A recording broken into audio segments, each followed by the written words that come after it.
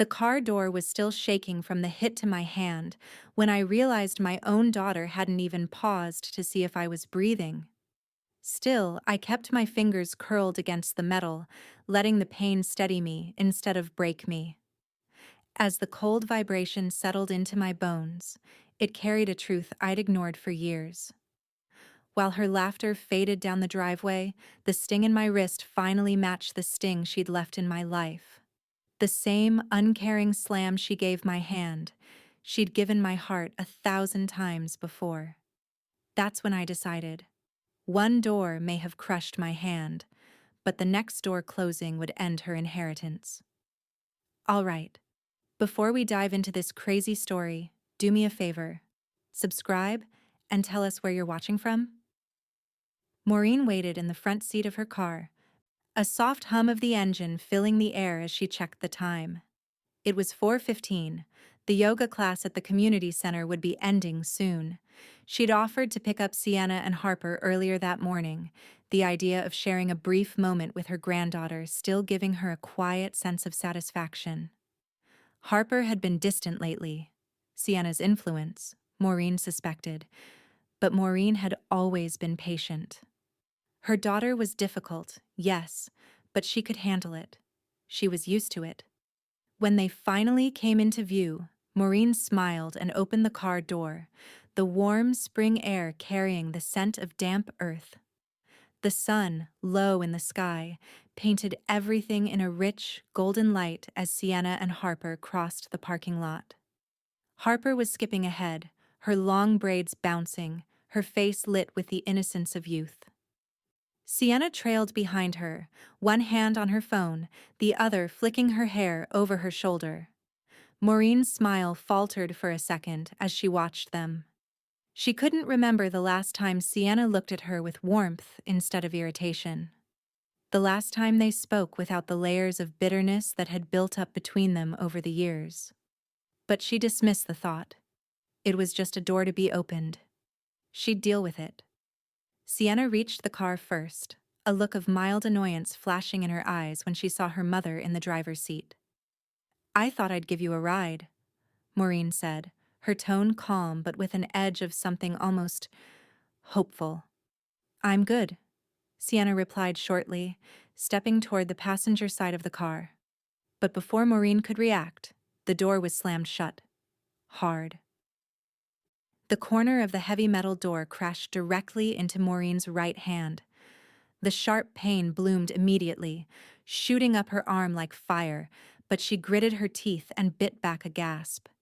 Sienna didn't even look back, just rolled her eyes as she yanked the door open. "Maybe don't crowd people."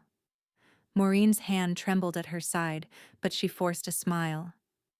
"You okay, Harper?" she asked, looking down at her granddaughter who was standing by the open door with wide, concerned eyes. Harper didn't answer right away. She looked at Maureen's hand, then back at Sienna, as though trying to piece it all together. "Grandma, you're hurt." "It's fine," Maureen said quickly, though the bruising was already starting to form on her wrist, a dark purple swelling. She didn't want to make a scene. Not here. Not now.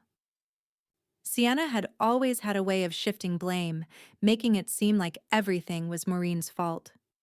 They drove home in silence. Sienna had her eyes fixed on the road ahead, one hand resting casually on the armrest as if nothing had happened. Harper sat in the back, her gaze darting between her mother and grandmother. Maureen didn't say anything about the incident, just kept her eyes on the road, the ache in her hand reminding her of the distance that had grown between them.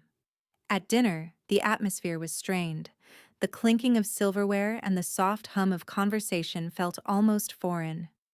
Sienna was going through the motions, passing food around as if nothing had changed. Craig, ever the enabler, grinned from across the table. "Well, Maureen, I'm glad you didn't make a bigger deal of it," he said, a little too jovial. "Maybe a little clumsy on your part, huh?" Sienna chuckled, clearly amused by her fiancé's comment. "I mean, she was crowding me. If she wasn't trying to be so helpful all the time, maybe it wouldn't have happened." Maureen's jaw tightened, but she kept her voice neutral. It's nothing. Don't worry about it. She felt the blood rush to her cheeks, her temper just beneath the surface, but she swallowed it down. The last thing she wanted was to give them the satisfaction of seeing her upset. After dinner, Maureen retreated to her study, the thick leather-bound journal she'd kept for years on the desk in front of her. It was her safe place, where she could organize her thoughts, where she could write down the truth she wasn't allowed to say aloud. Her fingers moved gently over the cover, but before she could open it, the sound of the front door opening broke her concentration. Bethany stood in the doorway, her expression unreadable. She was quiet, methodical, and had always been a steady presence in Maureen's life. As she approached, her eyes flicked to Maureen's hand, still swollen and bruised. "You gonna let her do that twice?" Bethany asked, voice low but sharp. Maureen didn't answer right away. She stared at her hand, then closed her eyes for a moment, the quiet rage inside her stirring. This wasn't just about the door. It wasn't just about the slap of metal against skin. This was the latest in a long string of petty, cruel gestures from her daughter. Small reminders that Sienna had learned to hurt her in ways that went beyond physical. "I'll handle it," Maureen finally said, her voice steady but resolute. Bethany didn't argue. She applied ointment to Maureen's wrist, her hands sure and knowing. The cool balm soothed the bruise, but the deeper ache, the one that had taken root in Maureen's heart, remained. For now, the door had been slammed, but soon she'd close it herself. Once and for all. Maureen sat in her study, the soft flicker of candlelight illuminating the thick files sprawled across her desk. The smell of old paper, ink, and leather hung in the air, her life's work, meticulously catalogued and organized. She had spent decades building this legacy, not just for herself, but for Harper. She needed to make sure everything was right, that no one would be able to undermine her decisions. Certainly not Sienna, who was already pushing for access to Maureen's estate under the guise of planning purposes.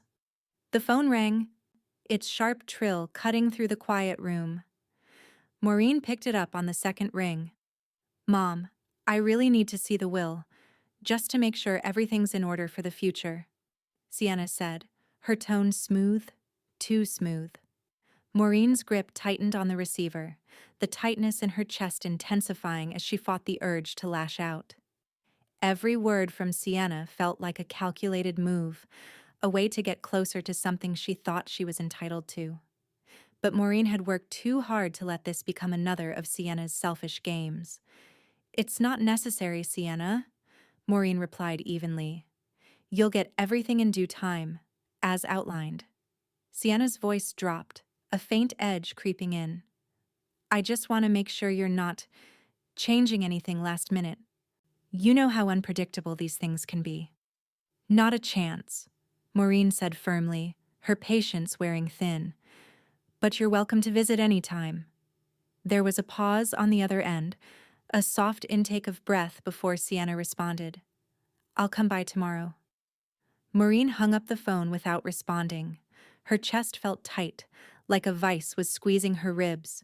She had no intention of giving Sienna anything right now, especially not the will, which was exactly what her daughter was after.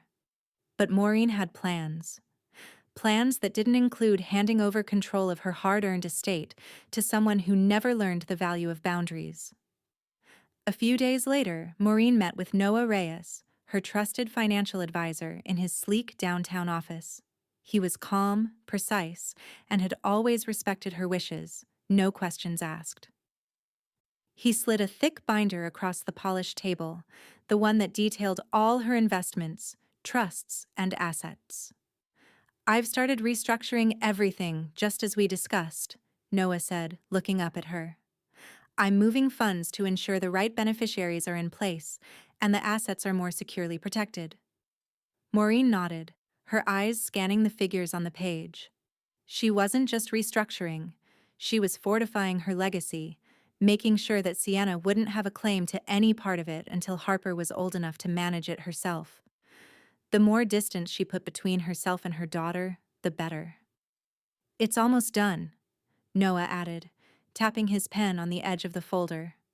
"Once the final trusts are in place, everything will be sealed off." Maureen's lips curled into a faint, satisfied smile. "Good. Let's move forward with that." After the meeting, Maureen's phone buzzed, an incoming text message from Bethany. "Dusting off my old license, Maureen. Time to give them something to panic about." She smirked as she read the message, knowing full well that Bethany had been waiting for just the right moment to deploy her legal expertise. Bethany, after all, had never been one to back down. She was sharp, relentless, and loyal to a fault. Qualities Maureen needed right now. Later that afternoon, Harper came to visit Maureen. Her small figure appeared in the doorway, her big brown eyes full of concern. "Hi, Grandma," Harper said, stepping inside hesitantly, her gaze flicking nervously to Maureen's desk. She had always been intuitive, able to read people and situations with startling accuracy for someone so young. Maureen smiled and patted the seat beside her. "Come here, sweetheart. What's on your mind?" Harper hesitated before sitting down, looking down at her hands in her lap. "Mom says, you owe her for raising me alone," she murmured quietly. The words hit Maureen like a stone sinking into deep water. The audacity. The manipulation. Sienna had already begun planting seeds in her daughter's mind, trying to turn her against Maureen. She could already picture it. Sienna painting herself as the long-suffering, selfless mother who deserved everything. But Maureen wasn't going to let that lie take root. Maureen reached over and gently cupped Harper's face in her hands, lifting her chin so their eyes met. "No one owes anyone, Harper. We do things for the people we love. That's all." Harper's eyes welled up, but she quickly blinked the tears away, biting her lip in an attempt to hold it together. Maureen could see the confusion in her granddaughter's eyes, the strain of being caught in the middle. "You're safe with me, Harper," Maureen whispered. "Always. No one will take you from me." Harper nodded, her little hand still clutching Maureen's. The words Maureen spoke were a promise, but also a defense against the dark tide of manipulation that had begun to swirl around her family. She would not let Sienna tear apart what she had built. The doorbell rang, breaking the moment. Maureen stood, her mind racing, but her face composed. "It's just dinner," she said, smiling at Harper as she kissed her on the forehead. "Let's get you something to eat." But as she turned toward the door, a cold certainty washed over her. There was no more pretending, no more playing nice. Sienna wanted to take from her, not just the estate, but her life. And Maureen wasn't about to give up either one. The future was now a battleground, and Maureen would fight to the bitter end to make sure her legacy and her family were protected. The restaurant was quiet, the kind of place where the clink of fine china on polished wood echoed faintly in the air. Craig had chosen it for its upscale ambiance, as if the fine linen and carefully arranged flowers would mask his true intentions.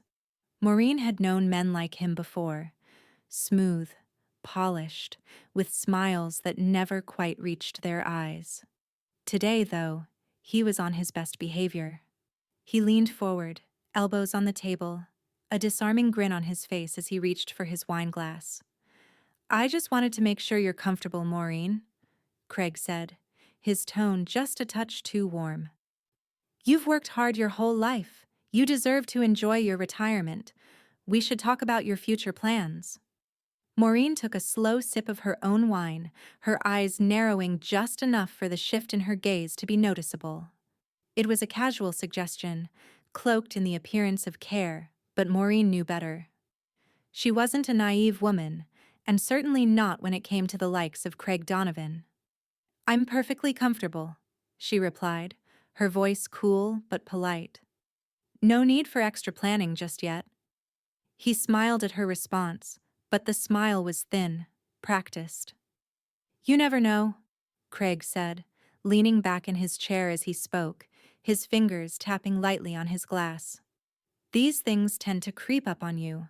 Long-term care, healthcare costs, and, you know, making sure everything's lined up for the family. Right? Sienna and Harper, they're going to need security too. Maureen's gaze shifted slightly to the left, studying the menu that sat untouched in front of her. He was laying the groundwork, she could tell. He was fishing for a conversation he'd have with Sienna later, a conversation that would surely lead to something far more lucrative than just security. Maureen was certain that his interest in her retirement comfort was far more about the money than it was about her well-being. She smiled thinly, nodding slowly. Yes, I've already got things in place for the future. Craig wasn't deterred. He swirled the wine in his glass, his eyes never leaving her face. Well, you know, you could make things easier for everyone if you... He hesitated just long enough to make her feel like he was about to reveal something important, something intimate. If you started transferring some assets now, early gifting, I believe they call it, speed things up a bit, help Sienna and Harper with the, well, you know, family home. Maureen's gaze sharpened, her grip tightening around her glass. Early gifting. He was already positioning himself as an integral part of her family's future, as though he were entitled to that share, just by being Sienna's fiancé. That's a big step, Maureen replied, her voice measured. And I prefer to keep things as they are for now. But Craig was persistent, his tone smooth and casual. Of course, but we both know, the earlier you plan, the less stress there'll be in the long run. You know how these things go. Money tied up in properties and assets. It's complicated. The sooner it's all mapped out, the better for everyone. For you too, Maureen. You deserve peace of mind. Maureen's heart rate picked up, though she gave no outward sign of her irritation. She knew what this was. He was playing a game, and he thought she was too old or too distracted to see it. She wasn't. After they finished lunch, she made an excuse to leave early. Craig insisted on walking her to the car, always the gentleman when there was something to gain. But as she climbed into the driver's seat, the interaction left a sour taste in her mouth. That night, after a quiet dinner and a glass of wine in her study, Maureen did something she had been meaning to do for a while. She pulled up her laptop, fingers dancing over the keys, and searched for Craig Donovan. His name popped up with surprising results. There were court documents, lawsuits that hadn't made headlines, failed business ventures, bankruptcies quietly swept under the rug. His smooth exterior was hiding a history of poor choices and bad decisions. This wasn't just some man who loved her daughter. This was a man who wanted access to something bigger, something he'd never earned. And that something was about to be protected, at any cost. Maureen sat back in her chair, the screen illuminating her face as she clicked through the pages. She felt a cold wave wash over her, a certainty that she had just been dealing with a man who was more interested in what she could give him than anything else. The decision was clear. She opened her will, fingers moving quickly as she edited the document. With one smooth motion, she added a codicil. Craig Donovan was to receive nothing, ever. But she wasn't finished. Maureen reached out to Bethany, who'd been helping her from the beginning, sending a quick message that read, "Please draft a clause requiring psychological clearance for any beneficiary disputes. I want everything locked down." Bethany's response was immediate. "Done. They won't be able to touch it." Maureen clicked save, her fingers lingering on the keyboard for just a moment longer. She had just made her first real move in this game, and now the pieces were starting to fall into place. But as she sat back, there was a weight in her chest, an undeniable tension. Sienna had already started down a path. Craig was already trying to manipulate his way into the family's future, and Maureen had made it clear she wouldn't be played. As she shut her laptop, the doorbell rang, a sudden, sharp sound. Maureen hesitated, wondering who could be at her door at this hour. But she knew. She knew exactly who it was. She rose slowly, a cold smile crossing her lips. The game had begun. And now, it was time to make them all regret underestimating her. The bank's marble lobby was cool, a crisp contrast to the warmth of the sunlight filtering through the glass windows. Maureen stepped inside with deliberate grace, the doorbell chiming softly as she crossed the threshold. The air felt sterile, as if it were designed to mask any sense of familiarity, but Maureen was too focused to let the surroundings distract her. The cold, hard truth had been weighing on her for weeks, and today, it would be dealt with. Sienna had crossed a line. Again. A line that, unlike the others, wasn't going to go unchallenged. The joint emergency account she and Maureen shared had been intended as a safeguard, something for true emergencies, like medical bills or urgent repairs, but Sienna had used it as her own personal piggy bank. The $8,000 withdrawal from last year was just the beginning. Maureen could feel the tightness in her chest as she approached the counter, her footsteps echoing against the polished floors. The banker, a young man in a crisp suit, greeted her with a practiced smile. "Good morning, Mrs. Whitaker. How can I assist you today?" "I'd like to close my joint emergency account," she said coolly, sliding a piece of paper across the counter. The account number was written on it, along with the request for its immediate closure. The banker looked at her curiously but didn't question her. He was too eager to help. He started typing into the computer, but Maureen was already lost in her thoughts, her eyes narrowing slightly as she recalled the day she'd first found out about the unauthorized withdrawal. Sienna had tried to brush it off as a mistake, but Maureen wasn't fooled. This was just the latest in a long series of manipulations, a pattern of entitlement that Maureen had grown all too familiar with. "Do you want the balance transferred to another account, Mrs. Whitaker?" the banker asked, interrupting her thoughts. "No," Maureen replied, her voice steady. "I want it closed. Immediately." The banker's fingers paused over the keyboard, the screen reflecting the doubt that briefly flickered across his face. He turned to her. "Just so we're clear, I need to inform you that there's been a recent withdrawal of $8,000 from the account. Would you like me to provide a statement for that?" Maureen's jaw clenched. "Yes," she said, her tone icy. "I'd like to see it." The banker retrieved a statement from the printer and handed it to her, his eyes briefly scanning her expression. She didn't look at the paper at first. She didn't need to. She had already seen the transaction in her mind, and now that it was confirmed, the fury inside her grew colder. As she studied the statement, she couldn't help but notice something else, something that sent a jolt through her. There, in the fine print, was the line that confirmed what she already suspected. "Sienna Whitaker has been added as a manager on 2 other old accounts." Maureen's breath caught, and her hand tightened around the paper. She had trusted her daughter, perhaps more than she should have. But now? Now. She would not be making the same mistake again. She slid the statement back across the counter, her eyes locking with the banker's. "I'd like to file a fraud claim on this account," she said, her voice low but firm. "Please freeze everything. Immediately." The banker hesitated for a moment, clearly taken aback by her request, but his professionalism quickly regained control. He nodded and began processing the necessary paperwork, explaining that an investigation would be opened.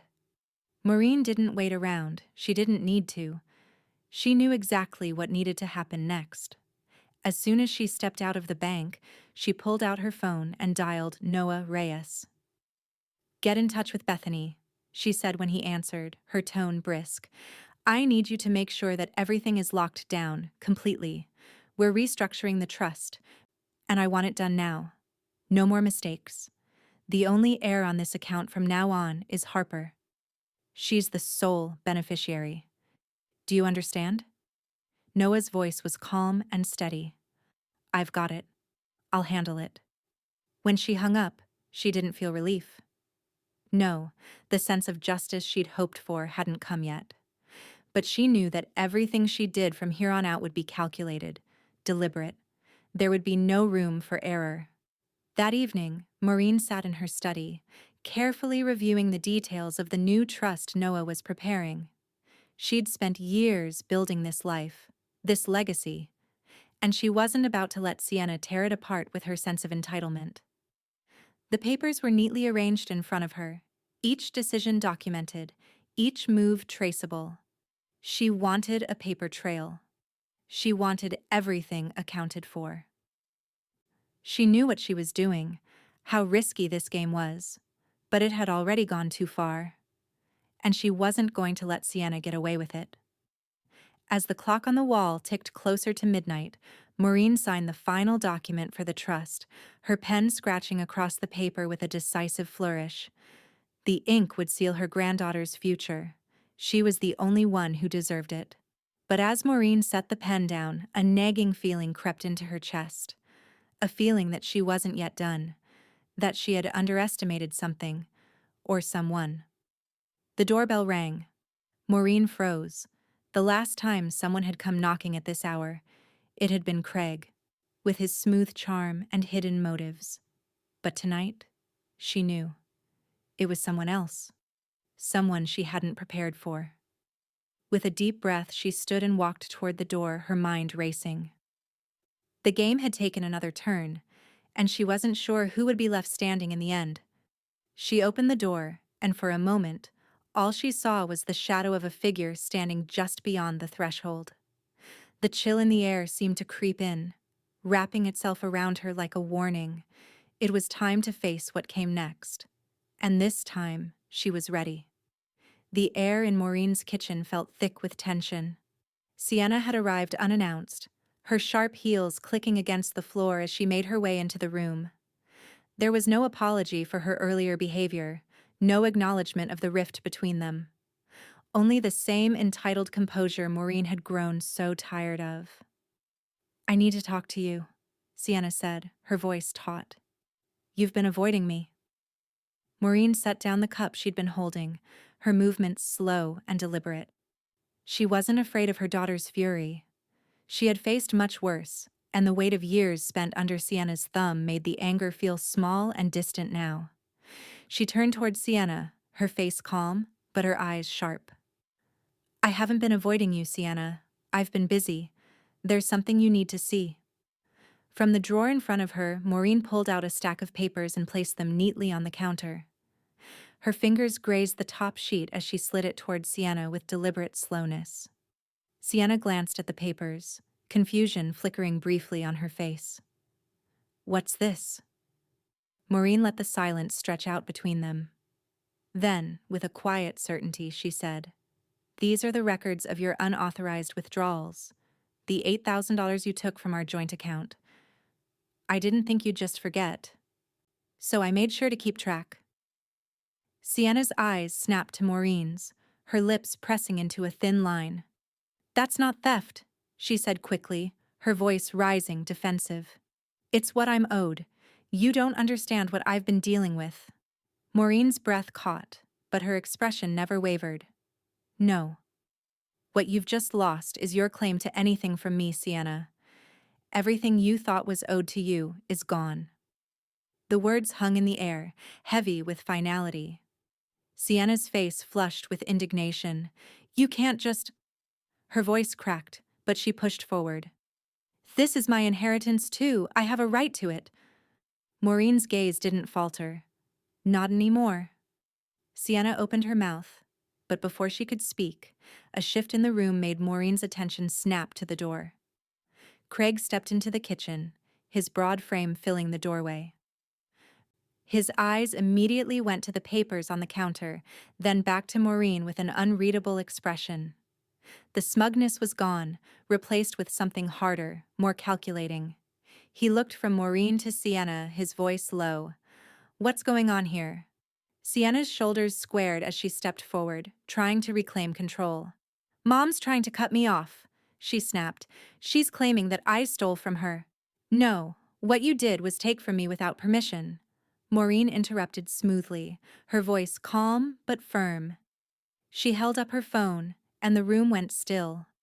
Craig's eyes locked onto the device as Maureen's thumb hovered over the screen. "What is that?" he asked, his voice sharpening. "It's a recording," Maureen replied simply, her eyes never leaving Sienna. "I started recording this conversation the moment you started raising your voice, Craig. And when I'm done, I'll be emailing this to my attorney." Craig's expression soured, but Maureen didn't give him the chance to respond. She hit send with a finality that made the room feel smaller, colder. The email was on its way to her lawyer, the same lawyer who would make sure the rest of her decisions were locked down, who would ensure Sienna and Craig could never undo what she'd set in motion. Sienna stepped forward, slamming her hand down on the counter. "You think this is over? You think you can just take everything from me and Harper and walk away?" Maureen didn't flinch. She knew her daughter better than anyone, knew that the anger was a defense mechanism, a way to hide the hurt that had been festering beneath the surface for years. But Maureen was done with the games. She had played her part, and now, the game was over. "The only thing I'm taking from you, Sienna," Maureen said, her voice steady and final, "is the illusion that you deserve anything more from me." Craig stepped forward, his voice threatening now. "You don't want to make this harder than it has to be, Maureen. You're making a big mistake." Maureen met his gaze without hesitation, her hand still holding the phone, ready for whatever came next. She didn't blink. "The only mistake here is thinking that I'll let you walk all over me. You've already lost." The room was thick with silence. Sienna opened her mouth to speak again, but Harper's small voice from the doorway stopped her cold. "Grandma." The little girl stood in the doorway, her face a mix of confusion and concern. Her wide eyes were fixed on Maureen, as if searching for reassurance. Maureen's heart squeezed at the sight of her granddaughter, standing there with uncertainty written all over her face. The last thing Harper should be witnessing was this fight, this toxic display of greed and entitlement. Harper's eyes darted to Sienna and Craig, then back to Maureen. Without a word, she walked over to Maureen's side, her small arms wrapping around her grandmother's waist. Maureen felt the weight of Harper's embrace, and the tightness in her chest softened for a moment. Harper whispered, her voice barely above a breath, "I'm scared." Maureen knelt down to meet her granddaughter's eyes, her hand resting gently on Harper's cheek. "I know, sweetheart, but everything is going to be okay. I promise."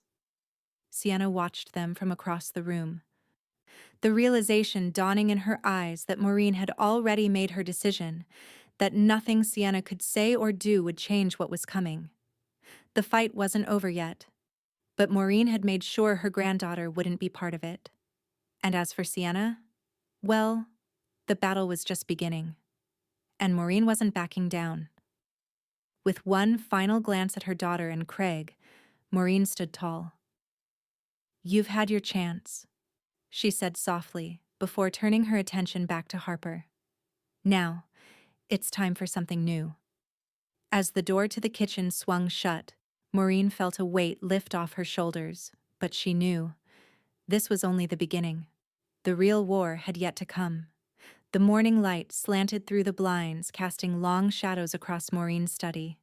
She sat at her desk, eyes focused on the legal documents spread out before her, each word an irrevocable step toward the future she was carving. Bethany stood by her side, the ink of their collaboration already drying on the papers they'd carefully crafted together. Bethany's voice was low, almost reverential, as she held up a piece of paper. "With this, Maureen, you're officially handing me full legal control of your estate and assets. You've made the right choice. No one can touch anything now, except you, or me, or Harper." Maureen nodded, a quiet satisfaction settling over her. "It's done," she murmured. "They've crossed the line, and now I'm not giving them another inch." Bethany smiled, the sharp edges of her years as an attorney evident in the precise way she moved. "We've got a clear path now. They won't be able to challenge you." With a final flick of her pen, Maureen signed the last of the paperwork. The weight of it settled in her chest. Not a burden, but a shield. She'd taken back control, and nothing, not even Sienna's indignation, could change that now. The phone rang, cutting through the calm that had settled in the room. Maureen glanced at the caller ID, Noah. She answered it without hesitation. "Maureen." His voice was calm, but with a note of warning. "Sienna's trying to get through to me. She wants to talk about the estate and the changes, but I'm not answering." Maureen's lips tightened, but there was no anger in her voice. "Good. Keep it that way." She could almost hear Noah nodding on the other end. "I'm locking everything down, Maureen. Just like we discussed. But I think Sienna's going to try to escalate this. She's not one to back down easily." Maureen's gaze shifted to the legal files in front of her. She doesn't get to make the rules anymore. In that moment, it wasn't just about the money. It wasn't even about the betrayal. It was about something far deeper. Sienna had been given every opportunity, and yet she had chosen greed over gratitude. And Maureen had had enough. A few hours later, Maureen sat at her desk, tapping her fingers lightly against the surface. Sienna's anger was palpable. Her attempts to force her way back into control were predictable. She had already removed Sienna's name from all emergency contacts and beneficiary forms, a move that felt both necessary and final. No one was going to leverage Maureen's kindness for their own gain ever again. Her fingers hovered over the mouse as she clicked through the new trust documents. Harper's educational fund had been moved to a private trust, one that Sienna could never access. The realization that her granddaughter was now truly safe and that no one could take advantage of her was the final piece in the puzzle. But as Maureen sat back, her mind racing through the implications of everything she had done, a notification flashed across her phone. It was from a social media app. Sienna had posted. Maureen clicked the notification, and her eyes narrowed as she read the words, each one a direct jab aimed at Maureen and her decision. "Parents who weaponize money are emotionally abusive." The post wasn't a simple rant, it was calculated. Sienna was using her audience, her platform, to paint Maureen as the villain in this narrative. She was trying to turn the tables, to make her mother the aggressor in a battle that had long been one-sided. Maureen's pulse quickened. For a brief moment, doubt crept in. But then she reminded herself. Sienna had been the one to make this personal. Sienna had been the one to manipulate, to take. And now, she was trying to shift the blame. Maureen's hand hovered over her phone. She could reply. She could engage. But she didn't need to. She had already won. Her legal barriers were unshakable. The truth had already been documented. Sienna's online tirade was nothing more than a desperate attempt to manipulate a situation she could no longer control. Maureen exhaled slowly, setting the phone down on her desk. This was the moment she had been waiting for. The battle was no longer just about money. It was about control. And it was about who would emerge victorious from a fight that had been brewing for years. Sienna had underestimated her. She had underestimated Maureen's resolve, her ability to protect what mattered most, Harper. With a quiet resolve, Maureen stood, walking over to the window. She watched the light shift outside, the first signs of evening beginning to creep across the sky. The weight of what she had done didn't feel heavy anymore. It felt freeing. Harper's laughter echoed from the other room, a reminder of why Maureen had fought so hard. It wasn't just for herself. It was for the future, for the legacy she would leave behind. And no one, not Sienna and certainly not Craig, would take that from her. Maureen turned away from the window, her eyes steely with determination. She had protected the one person who still knew how to say thank you. But this fight? This was far from over. It had only just begun. The courtroom was silent except for the shuffling of papers as the evaluator set up her equipment. Maureen sat perfectly still, her posture immaculate, her gaze steady. She'd been here before, under different circumstances, of course, but this wasn't about her own mental state. This was a performance, a test, a trial of her character. Sienna had called for a mental evaluation, her legal team suggesting that Maureen might be unfit to manage her estate.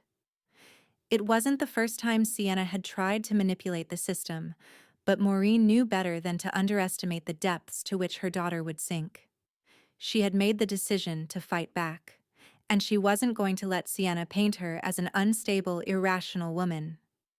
The evaluator, a woman in her late 40s, glanced up at Maureen and then back at the clipboard in front of her. "Dr. Whitaker, I must say I recognize your name," she said, a hint of surprise creeping into her voice. "You taught my supervisor in graduate school, Dr. Roberts at Columbia. I went through your materials. Very impressive." Maureen's lips curled slightly, a small smile playing at the edges of her mouth. She had anticipated this moment, being recognized as someone who had earned her place. But she let the evaluator speak, allowing the recognition to sink in. "Thank you," Maureen replied, her voice smooth, her tone measured. "It's always good to know that the work has had an impact." The evaluator cleared her throat, clearly regaining her professional composure. "Well, we'll just take a few moments to review your history and do some standard assessments. This won't take long." Maureen nodded, her focus sharpening. She knew exactly what this was, a tactic to discredit her, to make her seem fragile, incapable of handling her affairs. But Maureen was prepared. Her life's work had been about emotional intelligence, understanding human behavior, and she knew how to pass a test. The evaluator's questions came fast, rapid-fire inquiries about her mental state, her emotional responses, and her ability to manage stress. Maureen answered each one carefully, deliberately. There was no hesitation, no faltering. Then the evaluator stopped, her pen hovering over her clipboard. "Can you tell me, Dr. Whitaker, what your motivation is in pursuing this claim against your daughter?" Maureen didn't miss a beat. She leaned slightly forward, her gaze steady but not confrontational. "My motivation, evaluator, is to protect what I've worked for. To ensure that my legacy is secure and that my granddaughter, Harper, will never be manipulated or harmed by people who believe they are entitled to something they've never earned." The evaluator nodded, scribbling notes. "And would you say that this lack of trust in your daughter is based on anything specific?" Maureen's eyes remained calm, but the slightest glint of something steely passed through them. "I've given Sienna every chance, every opportunity, but she has consistently demonstrated that her interests are motivated by her own gain, not by a genuine desire to help her family. It's not about love or respect. It's about control." There was a moment of silence. The evaluator's gaze flicked to Maureen's face, noting the composure. It was clear now. Maureen wasn't just a participant in this evaluation.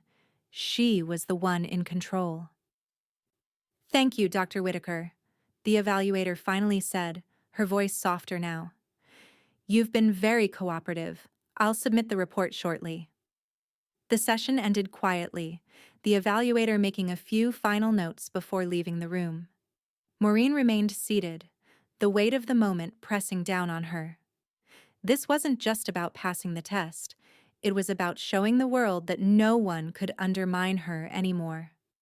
Hours later, Maureen sat in her study, flipping through the pages of a legal brief when she received the email. It was from Bethany, as expected. She clicked it open, scanning the content quickly. "Full capacity, no concerns," the report concluded. "Dr. Whitaker is fit to manage her estate and assets. The claim of incompetence is unfounded." A smile tugged at Maureen's lips. The battle, in many ways, was already over. But the next part, The real piece of justice was yet to come. She knew exactly what she needed to do. Without hesitation, Maureen picked up her phone and dialed Bethany's number. "It's time," she said when Bethany answered. "File for Sienna to cover all legal fees related to the false claim. I want it official. I want her to feel every penny of what she's tried to take." Bethany's voice was sharp with approval. "It'll be done." Maureen hung up the phone, her pulse steady, but a quiet thrill thrumming just beneath the surface. She could feel it now. The tide was turning. The storm had passed, but the winds were still with her. Noah's voice came through her phone a moment later, his usual calm voice tinged with something else. "The evaluator's report is in, Maureen. The estate file is updated. And the last bit we talked about? It's locked in. No one can touch it." Maureen stood, staring out the window at the fading sunlight, her mind already racing ahead to the next move. There was no going back now. Sienna had made her choice, and Maureen had made hers. The game wasn't over.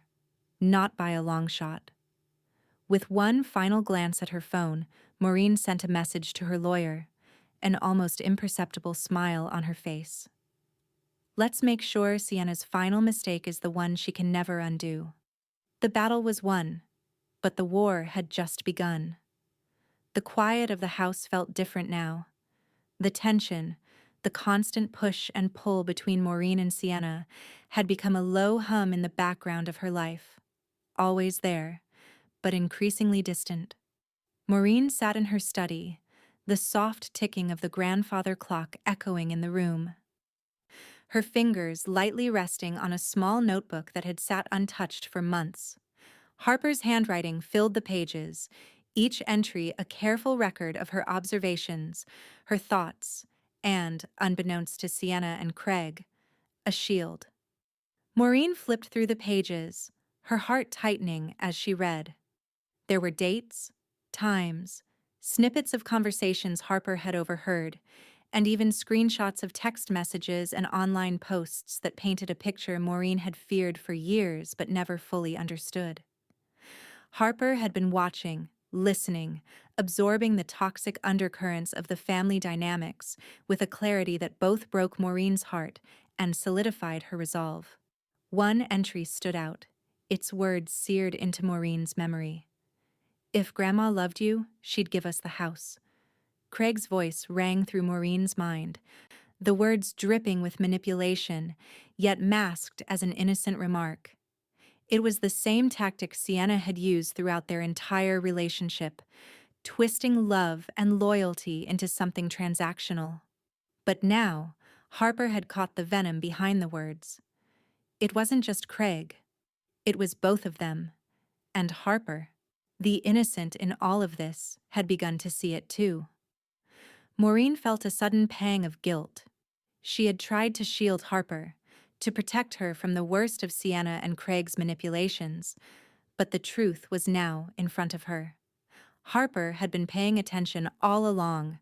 Maureen had failed to protect her from this toxic inheritance. But the guilt was fleeting. Maureen's sharp mind clicked into place, and her next decision was immediate. She needed to ensure that this journal, Harper's quiet witness to the ugly truth, was kept safe. She needed to make sure that no one would ever be able to use it against her granddaughter, to twist it into a tool of manipulation. Without a word, she stood, walking to the cabinet where she kept the most important files. She slid a drawer open, retrieved a folder, and carefully slid Harper's journal into it. This was no longer just a personal account. It was evidence, a record that no one, not even Sienna, could ignore. Maureen's fingers hovered over her phone as she dialed Bethany's number. "I need to update Harper's trust," she said when Bethany answered. "No access to Sienna until Harper is 25, and only if certain conditions are met. We need this locked down." Bethany's response was immediate, sharp with approval. "Done. We'll make sure it's ironclad." Maureen paused for a moment, feeling the weight of the decisions she'd made in the last few weeks settle around her. It wasn't just about the estate anymore. It wasn't about the betrayal or the lies or the fight for control. It was about protecting Harper, about giving her the space to grow, free from the suffocating grip of her mother's manipulations. As Maureen hung up the phone, her mind raced with thoughts of the future. She needed more than just a legal document. She needed something personal, something that made it clear, beyond any shadow of a doubt, that Harper was under her protection and that no one would take that away. Maureen pulled out a blank sheet of paper and placed it in front of her. She picked up her pen, the motion smooth and familiar, and began to write. It wasn't long, only a page, but it was enough. Her hand moved swiftly, every word deliberate as she wrote a formal statement of intent. It was a declaration to anyone who would listen. No one would contest Harper's future. Maureen's love was unconditional, but her legacy would be protected, no matter the cost. When she was done, Maureen signed it, her name clear and steady across the bottom of the page. The pen clicked shut, and she leaned back in her chair, the weight of the decision settling in her chest. She had done it. The foundation was secure. Harper was safe. The house felt quieter than it had in years. For the first time in a long while, Maureen felt a sense of peace, a quiet satisfaction that she had fought for what mattered most. But then, a soft knock at the door broke her moment of stillness. It was Harper, standing in the doorway, her small form silhouetted against the dim hallway light. "Grandma?" Harper's voice was tentative, unsure. Maureen smiled, her heart swelling. "Come in, sweetheart." Harper stepped forward, holding a small object in her hand. It was a picture frame, the glass smudged from small fingers. Inside was a photograph of Maureen and Harper, taken on one of their better days, before the storm. Harper's face was bright with a smile, her arms wrapped around Maureen's waist as they stood together in the backyard. I found this," Harper said, her voice barely above a whisper. "I wanted to give it to you." Maureen took the frame in her hands, the weight of the simple gesture sinking in. She pulled Harper into her arms, holding her tightly. "I love you, Harper," Maureen whispered, her voice thick with emotion. "And no one will ever take that from us." As Harper nestled into her embrace, Maureen's gaze shifted to the journal on her desk. It was a small act of defiance, a way to safeguard the future. But she knew the road ahead would still be hard. Sienna wouldn't give up easily, and Craig would follow her lead. But Maureen was ready for it. She had already won the most important battle.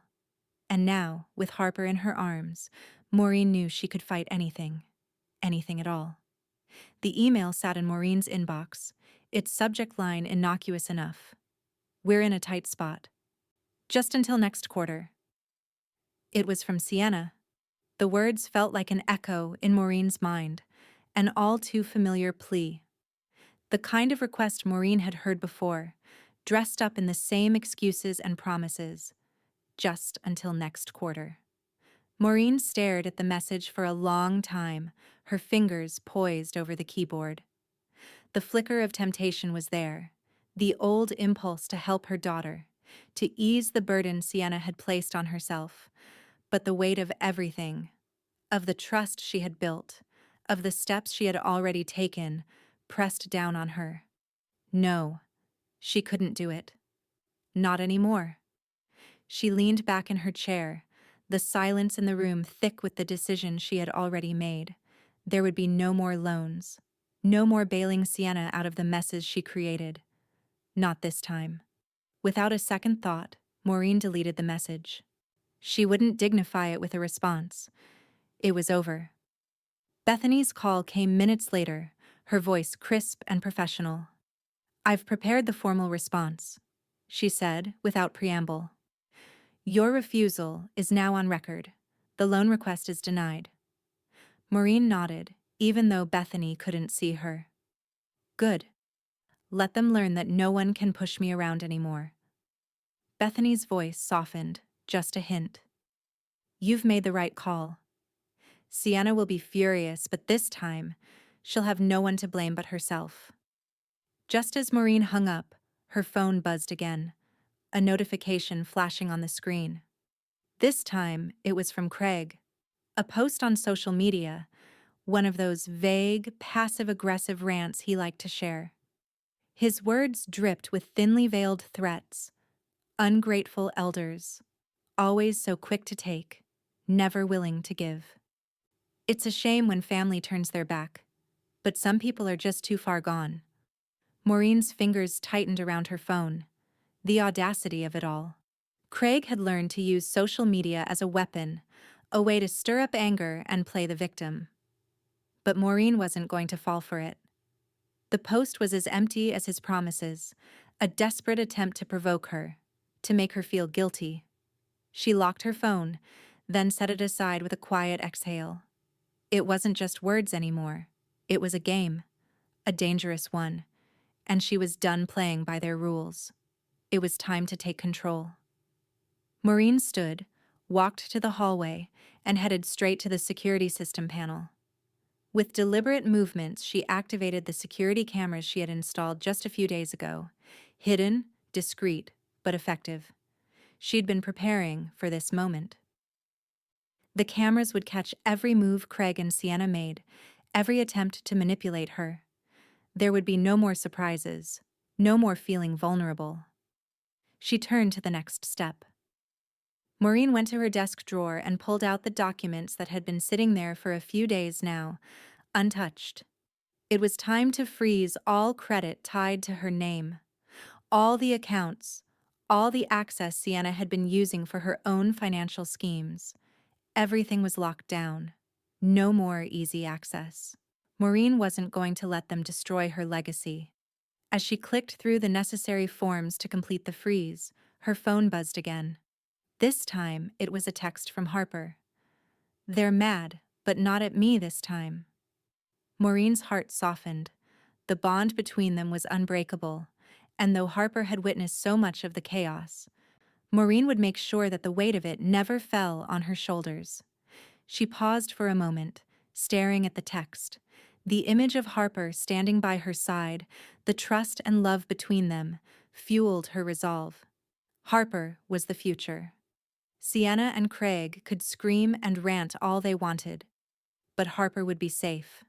No one would take that away from her. Maureen quickly typed a reply, her words brief but reassuring. "It's okay, sweetheart. I'll always protect you. Always." The weight of her decisions felt more solid now. With every step she took, she was locking Sienna and Craig out of her life, protecting Harper's future and fortifying her legacy. But she knew the war wasn't over. Sienna's temper would flare, and Craig would do whatever he could to salvage his chance at the inheritance he thought was his. But Maureen was ready. She had learned to fight smarter, not harder. And this time, the game would be played on her terms. Noah's voice interrupted her thoughts as he called, his tone calm but with an undercurrent of urgency. "Maureen, I've opened the investment fund for Harper. It's under her name, untouchable by anyone else. It's secure." Maureen exhaled slowly, a small smile tugging at her lips. "Good. That's one more thing they can't touch." Noah hesitated, his voice lower now. "But Maureen, Sienna, she's going to fight this. She's not going to stop." "I know," Maureen replied, her voice firm. "But neither will I." As she hung up the phone, a strange sense of calm washed over her. The pieces were falling into place, and with every move she made, Sienna and Craig were becoming less relevant. Harper's future was secured. And Maureen had finally taken back control, but the tension in the air still felt thick with the promise of the storm to come. The battle had shifted, but Maureen was no longer just a player. She was the one calling the shots. The courtroom was eerily quiet as Maureen entered, her heels clicking against the cold marble floor. The air felt dense with tension, thickened by the weight of the battle ahead. She walked with purpose, her back straight, her gaze unwavering. This wasn't just a trial for her estate. It was a trial for the truth, for the right to protect her family from the manipulations of those who thought they could take it all. Bethany was already seated at the table, a steady presence beside her, reviewing the documents once more, making sure everything was in place. Maureen sat down, her fingers brushing over the leather-bound journal that lay before her, Harper's journal, the one that held the truth of everything Sienna and Craig had tried to bury. When the judge finally entered, there was a brief moment of stillness before everyone stood and the proceedings began. Sienna and Craig were seated at the opposing table, their eyes narrowed, their posture defensive. Craig was leaning forward slightly, a slight smirk on his face, but it was clear he didn't know what was coming. Sienna, on the other hand, looked confident, though her eyes darted between Maureen and Harper's journal, as if she feared its contents would be unveiled at any moment. Maureen remained calm, her gaze steady on the judge as the case was presented. Sienna's lawyer was speaking first, outlining the claims about Maureen's alleged incompetence, the attempt to wrest control of Harper's future.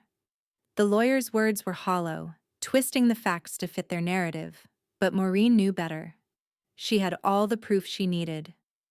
When it was Maureen's turn, she stood with a sense of finality, her presence filling the room. Bethany had prepared her well. Maureen was ready. She slid Harper's journal onto the table, the weight of it settling between her and Sienna's lawyer. The courtroom fell silent as the journal was presented, its pages a physical manifestation of the emotional manipulation Sienna and Craig had used against her. Maureen opened it, reading aloud a few of Harper's entries, the ones that chronicled Craig's subtle threats and Sienna's hidden cruelty.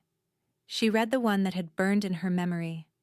"If Grandma loved you, she'd give us the house." The words echoed in the courtroom. Sienna's face blanched, but Craig's expression faltered, and for a brief moment he looked like he was trying to control his anger. Harper's voice broke the silence.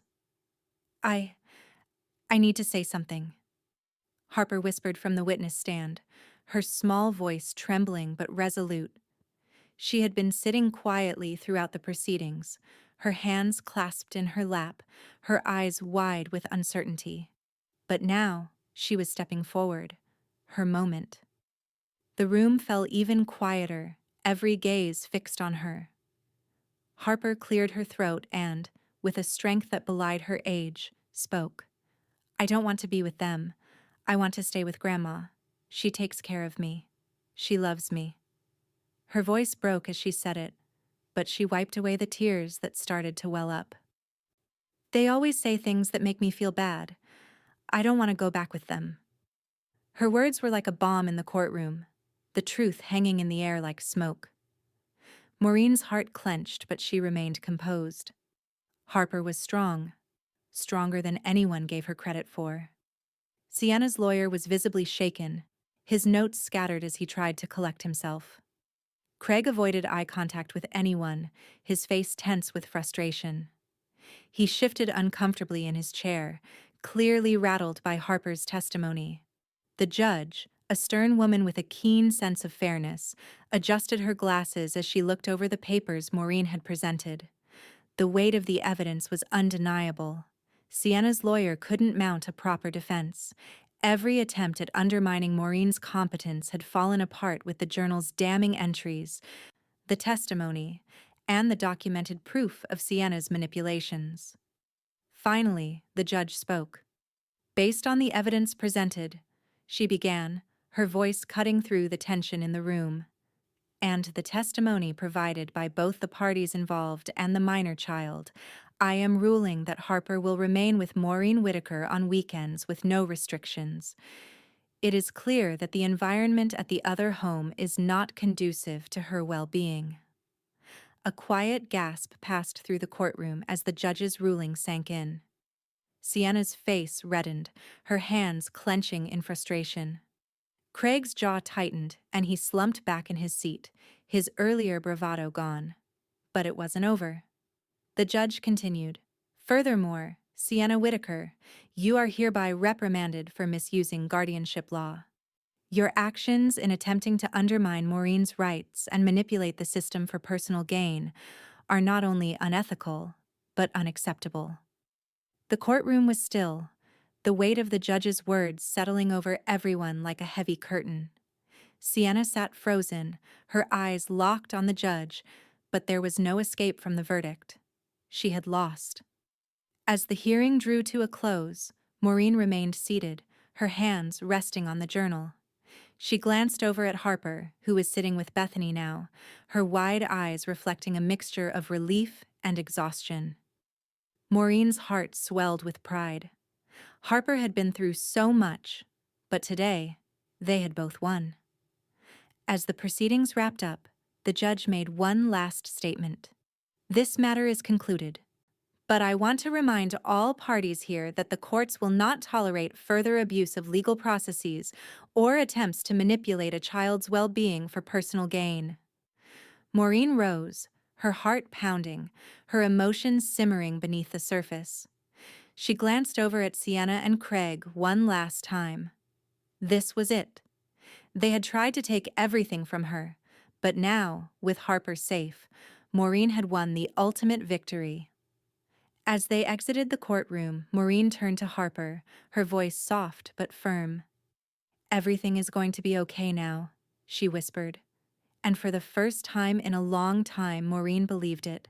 The day Maureen walked into the law office, the air felt charged with a quiet finality. Bethany was already there, reviewing the paperwork, her focus unwavering as she scanned the latest legal documents.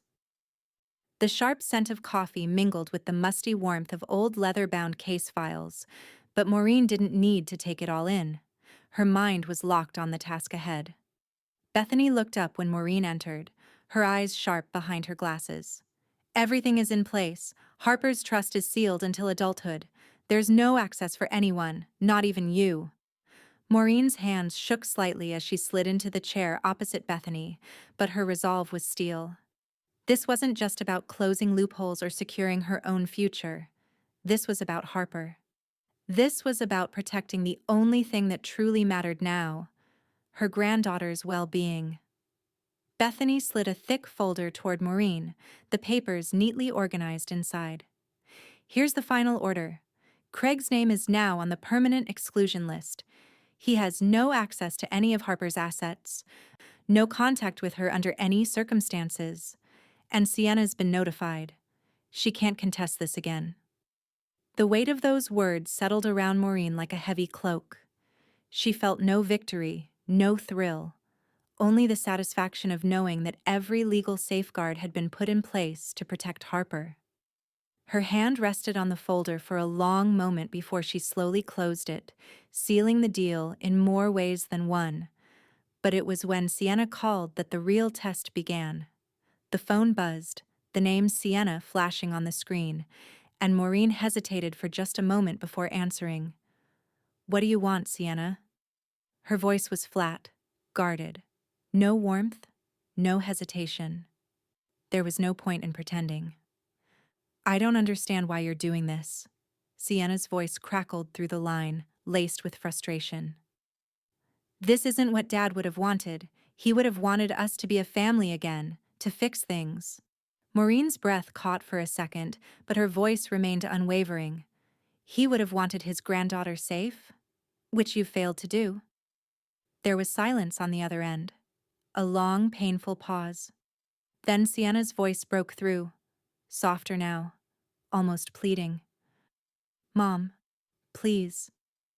I'm trying to do the right thing here. Can't we just forget all of this?" Maureen stared out the window, the faint buzz of the city filling the quiet of the office. "No. You don't get to manipulate me into letting you back in. Not after everything you've done. You've shown me who you are, Sienna. You've shown Harper."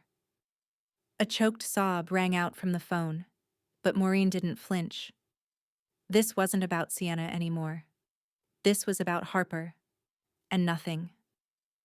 Not even Sienna's tears would change that. "I'm sorry," Sienna whispered. but Maureen hung up without responding. The tears weren't for their father, weren't for any of the family.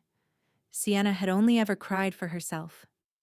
Maureen let the phone slip from her hand, her eyes drifting to the paperwork before her. She was done.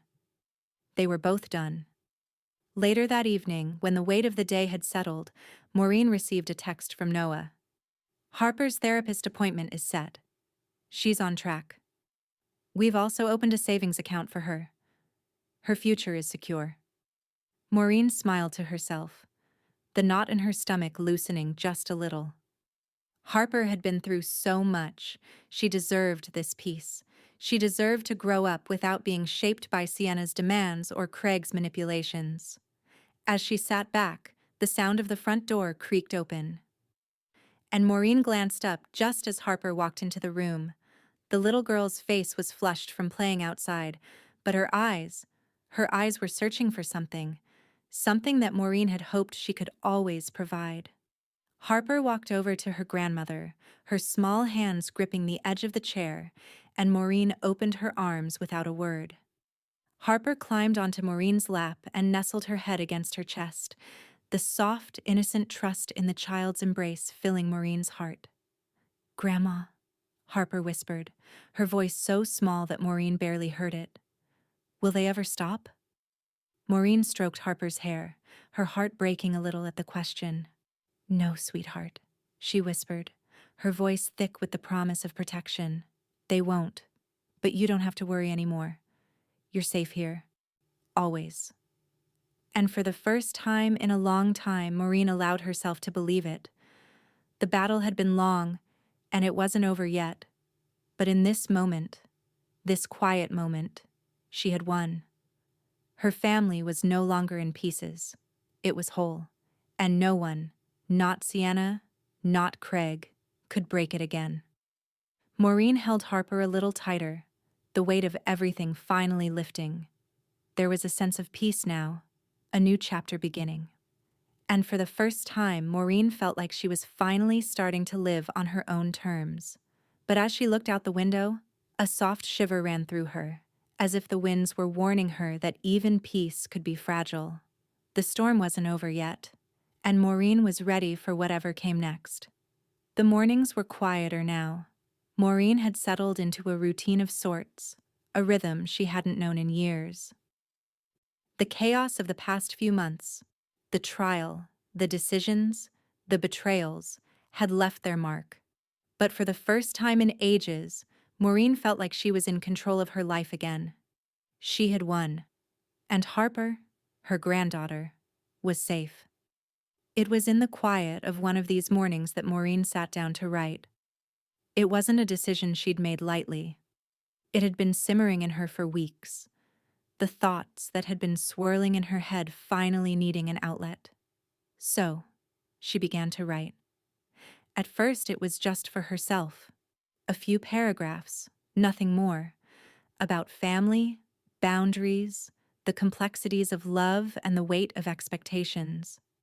She wrote about the choices she had made and the ones she hadn't, about the guilt that came with protecting what mattered most.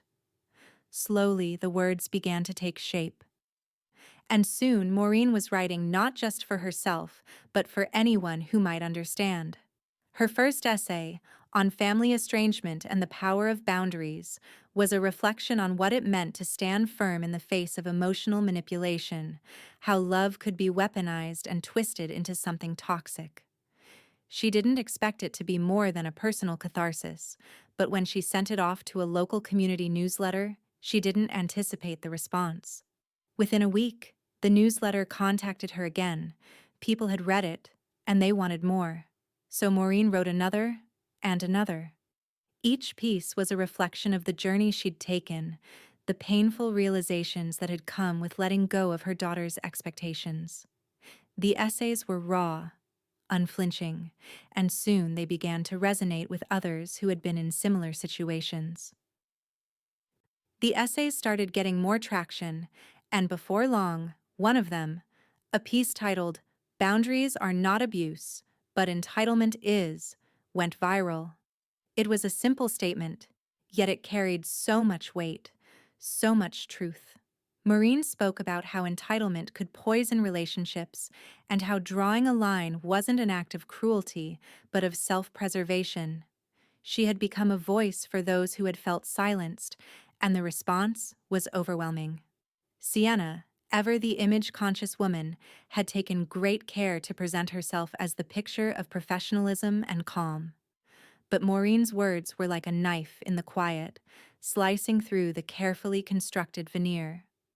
Suddenly, colleagues were questioning Sienna's behavior, asking why she'd been so harsh with her mother, why she had allowed things to escalate this far. The inquiries were subtle at first, casual comments at work, but they began to pile up. Sienna's carefully curated online persona began to crack. Her co-workers began whispering, the conversations growing louder until it became impossible for her to ignore. It was the public embarrassment she had feared, the kind of scrutiny she had spent years avoiding. It was happening, and there was nothing she could do to stop it.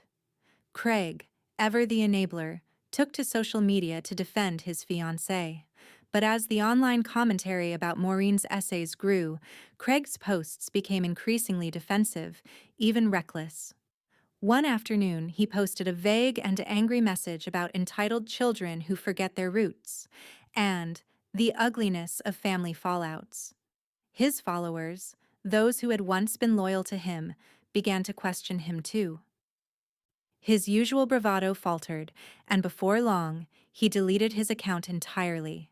The silence that followed spoke volumes.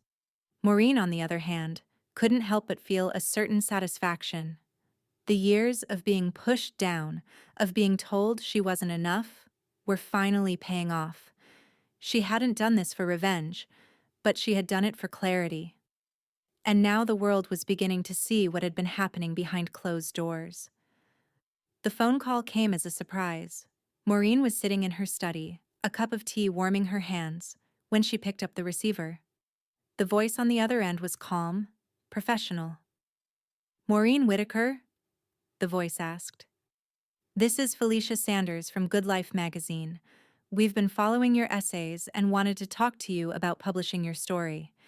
We believe your experience could help a lot of people, and we'd love to feature you in our next issue."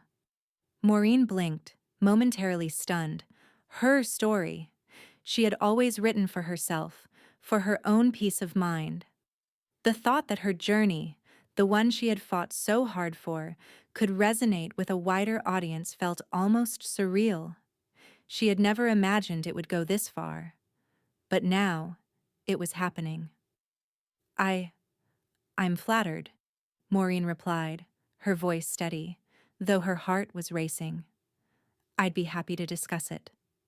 As she hung up, the weight of it all hit her. From the ashes of betrayal and manipulation, a voice had risen. A voice that no longer apologized for standing firm, for drawing boundaries that had once been so hard to hold. Maureen stared out the window, watching the city move in its familiar rhythm. The storm wasn't over, and the path ahead wasn't going to be easy. But for the first time in a long time, Maureen didn't feel afraid. She had found her voice. She had found her strength. And now, with her words, she was going to make sure no one ever tried to erase her again. And as for Sienna and Craig, the world was beginning to see them for who they truly were.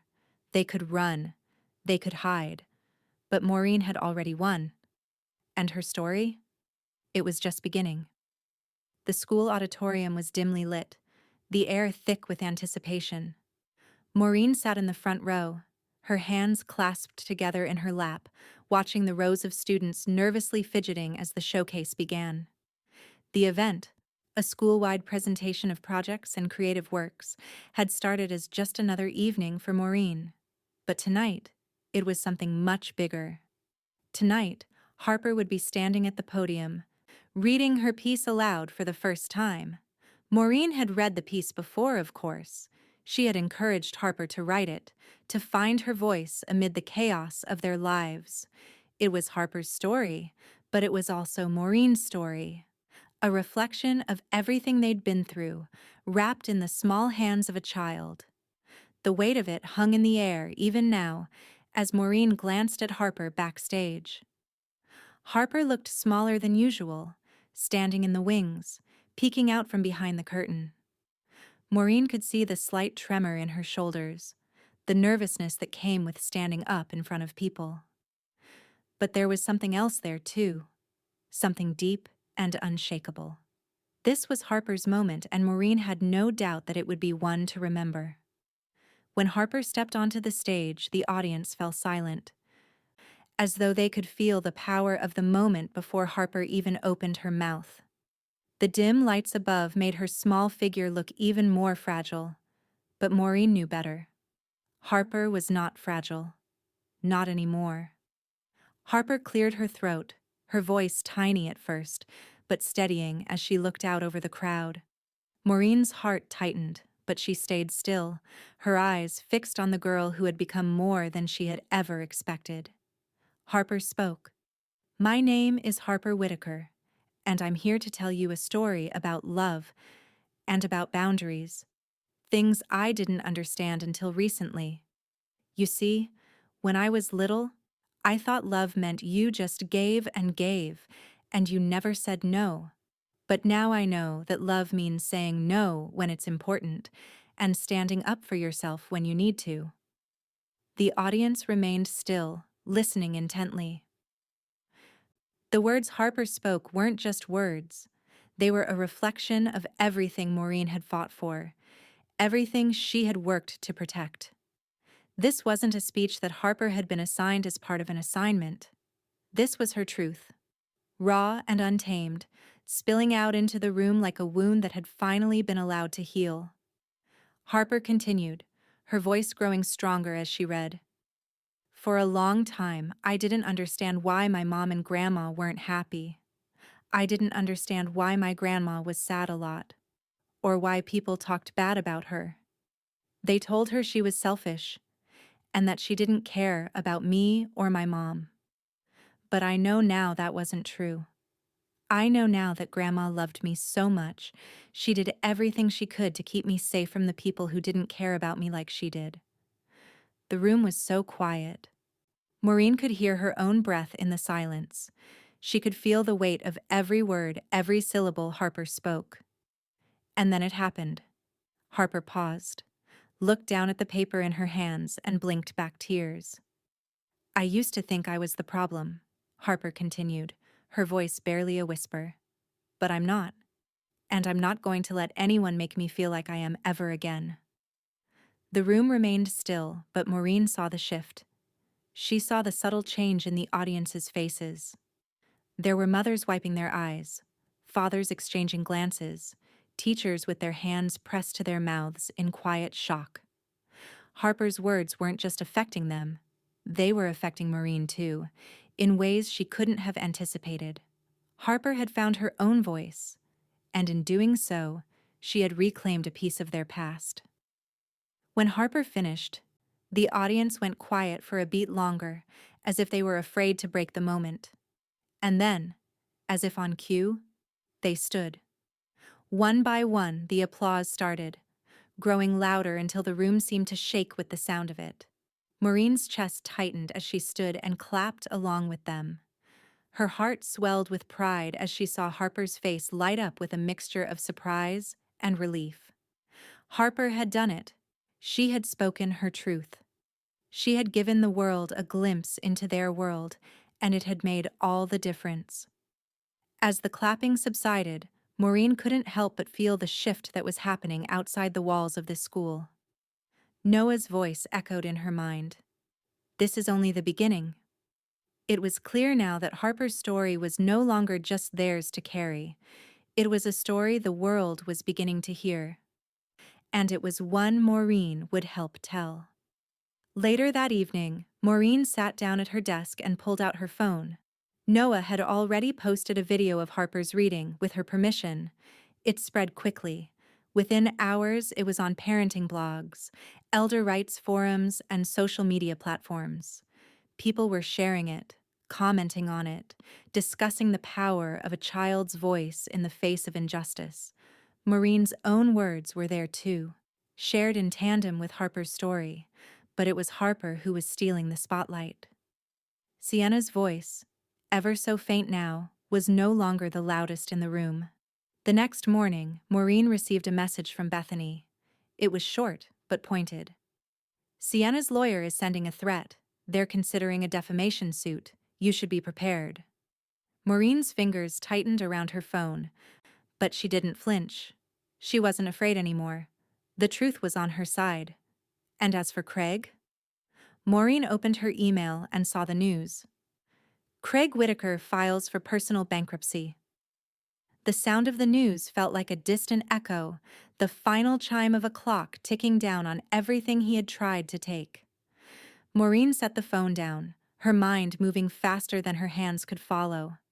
Harper's story was out there now, and no matter what came next, no matter how much Sienna and Craig tried to turn the tables, it was clear. The world was listening. They couldn't take back what was already said.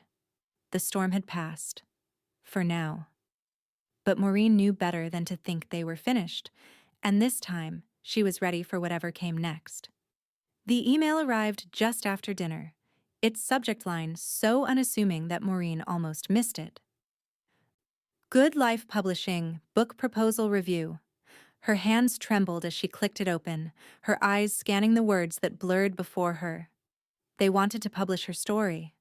The offer was sudden, the terms generous. After the viral response to Harper's speech, Maureen's essays had sparked something far larger than she had ever imagined. Publishers, reporters, and influencers had reached out, some for interviews, others for a book deal. But this was different. This was the real thing. For a moment, Maureen simply sat there, staring at the screen, her mind racing.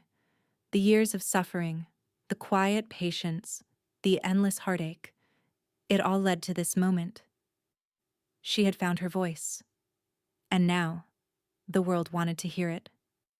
She glanced at Harper, who was finishing her homework at the kitchen table, oblivious to the weight of the moment. Her fingers hovered over the keyboard, but the words felt heavier than they had a right to. She had been afraid once of what it would mean to share this journey with the world. But now, Maureen knew she was ready. She typed back a simple, decisive response. I accept. The contract came swiftly after, and within days, Maureen had signed it. It was official. Her story would be told, the story of a mother's love, a daughter's betrayal, and a grandmother's fight for justice. In a small celebration that followed, Maureen made sure to include Harper's piece as the book's epilogue. It was the heart of the book, the reason it had all started. Maureen had known from the beginning that it wasn't just her story, it was Harper's too. This would be the legacy they would both leave behind. As part of the deal, Maureen decided to donate her advance to a girls' mentorship nonprofit. It was the perfect way to channel the success into something positive. The women and children who had helped shape her, who had taught her the power of resilience, deserved this. Her joy, however, was shadowed by a cold, lingering reminder: Sienna. Bethany had made it official by blocking Sienna from any further access to the estate. She would no longer be able to use her mother's name or resources for her own benefit. It was a legal wall Maureen had built, a fortress that even her daughter couldn't breach. The thought of Sienna's reaction didn't linger long. Maureen was done waiting for apologies or explanations. The decision was made. Craig's departure was equally abrupt. Maureen heard from Noah that Craig had left town, following the mess of his own personal bankruptcy filing. His flight was quick and silent, as if he'd known the moment was coming. No goodbyes, no last-minute attempts to salvage what he thought he deserved. Maureen closed her eyes for a second, letting the quiet of the moment settle in. Craig was gone, and Sienna, well, Maureen couldn't control her. But at least she had one thing now: peace. The chapters were closed, the pages of her life turning in a direction she had never imagined for herself, but one that felt undeniably right. The launch event for the book was organized by Bethany, who had already lined up a location in Boulder, an intimate evening where Maureen would share her story with the world. Invitations were sent to the local community, media outlets, and those who had supported her throughout the ordeal. As Maureen and Harper arrived at the venue, the soft hum of chatter filled the air. The room was filled with familiar faces, Bethany, of course, as well as Noah and a handful of local friends who had become like family over the last few months. The anticipation buzzed through the air, but there was one person Maureen couldn't help but notice standing at the front of the room: Harper. She was fidgeting nervously, glancing at the crowd as she stepped forward to the podium, her small frame silhouetted against the soft stage light. The time had come. Harper's voice had already touched so many people, and now it would touch them again, in a way that would change everything. Harper looked up at Maureen, a small smile playing at the corner of her lips. Maureen's heart swelled with pride. No matter what had come before, no matter how broken their family had been, Harper was whole. And that, Maureen knew, was all that truly mattered. The applause was gentle at first, as Harper stepped forward and adjusted the microphone. She was quiet, unsure, but her presence was commanding. When she spoke, her voice was steady. "Thank you for being here. My grandma and I, well, we've been through a lot, but we're here today because we're not just survivors, we're fighters." The room fell silent, hanging on her every word. Grandma taught me that boundaries are not only okay, they are necessary. That love doesn't mean giving up everything for someone else. It means standing up for what's right. Harper paused for a moment, looking out into the crowd. And sometimes, the hardest part of standing up is saying no. The audience sat riveted, eyes locked on Harper. They were seeing a young girl who had found her own power, her own voice. And in that moment, Maureen knew it was a story that would resonate far beyond the walls of this room. As Harper finished, the room erupted into applause. It wasn't just for the message, it was for Harper, for her bravery, her truth. Maureen's eyes welled up with tears, but she stayed quiet, watching her granddaughter take her place beside her. The applause continued, but in that moment Maureen felt a deep sense of peace wash over her. The world had heard their story, and it had embraced it. But as they stood there, Maureen felt a small, sharp prick of uncertainty. She knew that Sienna might still fight, and that Craig could never be fully counted out. The war wasn't over. But tonight? Tonight, Maureen and Harper had won. And as she held her granddaughter close, Maureen realized their future was finally their own. The air was crisp in the study, the kind of evening that reminded Maureen of the years she had spent here. Quiet, solitary, yet filled with purpose. She sat at her desk, the final legacy clause in front of her, the ink of the contract still fresh, the decision final. This was it. The end of a long road. The moment she had fought for had arrived. Maureen's hands were steady as she signed the document, the pen gliding smoothly across the paper. The words were final, irrevocable. The estate shall be distributed to Harper only without exception. There were no longer any concessions, no more second chances. She had given enough. And now, this was the only gift she could offer: her granddaughter's future, untouched, unsullied by greed. The last of her assets would go to Harper. The home, the one Maureen had built with her own hands, had been placed into a generational trust. It had a no-contest clause, the kind that made it impossible for anyone to challenge, to twist it into something they believed was theirs by right. No one could touch it. Not Sienna. Not Craig. No one. A small part of Maureen felt a pang of regret as she closed the folder with the papers inside. She thought of her daughter, of the years spent trying to protect her, trying to build a bond that hadn't unraveled with so much bitterness. But that was done now. The door was closed. Then, she stood and walked to the large, old-fashioned safe in the corner of the room. She opened it slowly, the metal door creaking as it gave way to the memories she had kept hidden there. Inside, she retrieved a small, weathered box, Harper's key. This, she had always known, would be the moment. Maureen carried it to the living room where Harper sat, flipping through a book. She didn't notice Maureen approach, but when Maureen spoke, Harper looked up, her eyes bright and curious. "Come here, sweetheart," Maureen said softly. "I have something for you." Harper stood, a small smile tugging at her lips as she walked over. Maureen handed her the key. Harper's brows furrowed in confusion.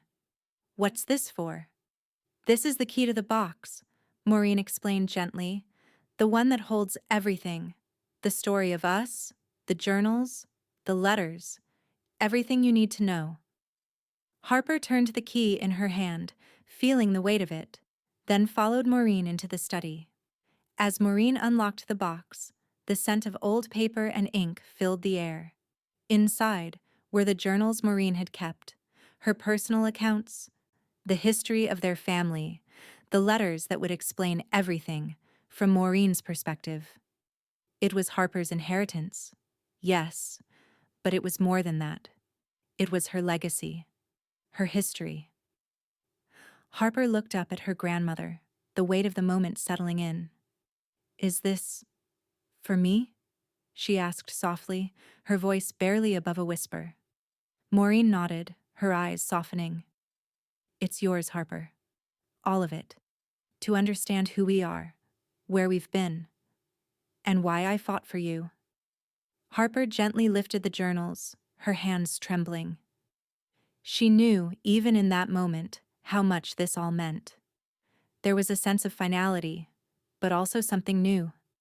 Something she would carry with her for the rest of her life. It was a weight, but one she could bear. And then, the phone rang. The sound felt jarring against the stillness of the room. Maureen glanced at the screen. Sienna. She hesitated, the impulse to pick up, to listen, to hear what her daughter had to say, almost overwhelming. But she knew better now. She knew that no words could change what had already been set into motion. She let the phone ring, then silenced it. Instead, she turned to Harper, the answer clear in her heart. "Come on, sweetheart," Maureen said, her voice quiet but strong. "It's time." The book, the story, had become more than just a narrative. It had taken on a life of its own. Within days, it hit the bestseller list, with readers far and wide recognizing Maureen's resilience, her strength. She did one final interview, a quiet, humble conversation about her journey, but then Maureen made it clear. She was done. The world had heard enough. Now it was time for her to rest. Time for her to step back and let Harper take her place. As she signed off from the last interview, Maureen leaned back in her chair, closing her eyes for a moment. The world was beginning to know her name, but she had already written her own story. It was about more than inheritance. It was about reclaiming the parts of herself she had lost along the way. And now, that legacy, Harper's future, was secure. The next morning, an email arrived from Sienna. "I didn't mean it," it said. A simple message. Maureen stared at it for a long moment, feeling a wave of something she couldn't quite name. But as she pressed delete, she realized that nothing Sienna said could change what had happened. She had fought for Harper, for herself, for the life they would build together.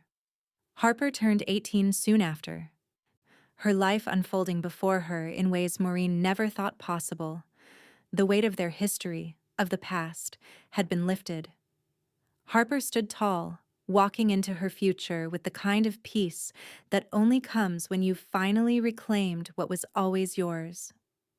As Maureen stood in the doorway, watching Harper walk away from her childhood home, she knew the future was wide open for her. My daughter slammed the car door on me, so I slammed the door on her inheritance and opened the future to someone who still knew how to say thank you.